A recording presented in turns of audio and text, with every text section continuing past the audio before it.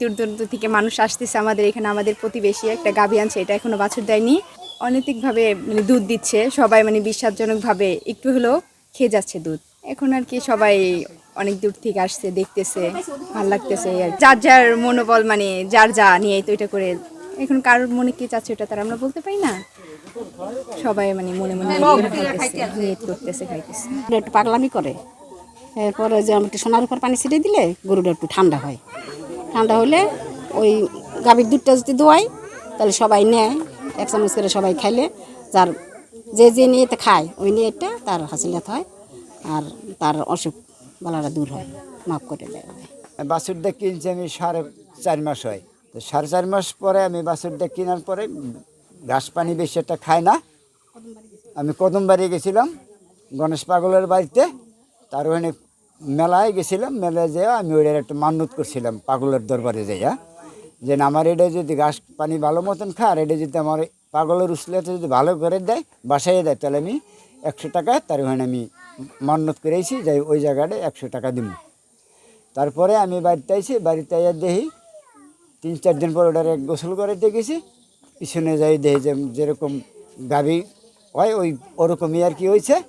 তারপর ওটা টান দিছি পর ওটা দুধ আসে আর কি, দুধ আসে। তো অন্য আমাকে মুরব্বী লোকের কাছে বলছি, তারা বলছে যে এটা হলো এটার কান্দনি গাই। এটা এই দুধ যারা যারা খাইব, যে নিয়ত করে খাইব, এই নিয়ত আল্লাহ তাকে ভালো করব। এই বাছুরটা কিনে আনছে মাদ্রাসা হাটের থেকে। তারপর হঠাৎ করে শুনতেছি যে এখানে এই বাছুরের দুধ পড়তেছে, তাই এই কথা শুনে মানে দূর দূরান্ত থেকে লোকজন আইসা এখান থেকে দুধ খাইতেছে। অনেকের যে সমস্ত রোগ টোগ আছে আল্লাহর নামে নিয়ত করে খাইতেছে, সবাই ভালো হইতেছে। এভাবেই অনেক লোকজন দর্শনার্থী আসতেছে। আমি জানি এটা গাভীর নাই দুধ হইতে আছে, অনেকে বিড়ি রাখে, বেড়া রাখে নীতির নিগে, কে পোলাহান হয় না দুধ নিয়ে খাওয়ায়, কে রসুক হয় দুধ নিয়ে খাওয়ায়।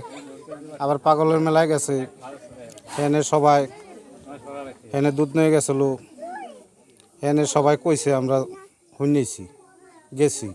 আবার দুধ সবাই নেয়, যে জানে সেই আহে।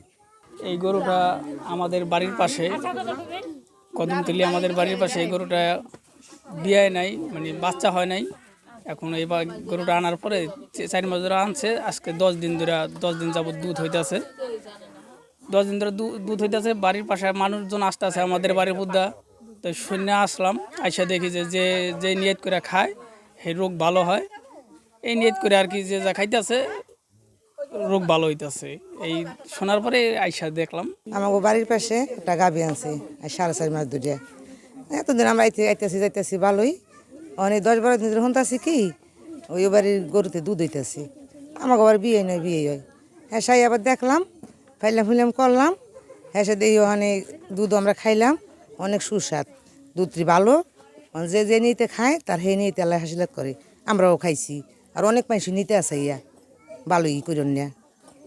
বাছুর আনছে মাদুরাত, আমার হাতে কিনে দিছে। তো বাছুরটা 4 মাস আগে, 4 মাস ধরে আনছে বাছুর। ওই জামাই গেছে না হইতে, ও মদিন আবার রাঁধে। ওখান কয় কি দেখতে যাচ্ছি ওই না হয়েছে যে ওখানে 8 বছর ওখানে ডাক দিছে, দৌড়িয়া হতে এনে রান্না থুয়েও গেছে, যাই দেখে ওলাই।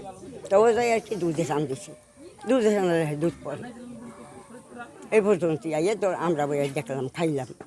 মাদারীপুর জেলার শিবচর উপজেলার উমেদপুর ইউনিয়নে একটি গরু ইমেচিউর অবস্থায়, দ্যাট মিনস এটা প্রেগনেন্সি বা গর্ভবতী হয়নি, এমত অবস্থায় দুধ দিচ্ছে বলে আমি খবর পেয়েছি।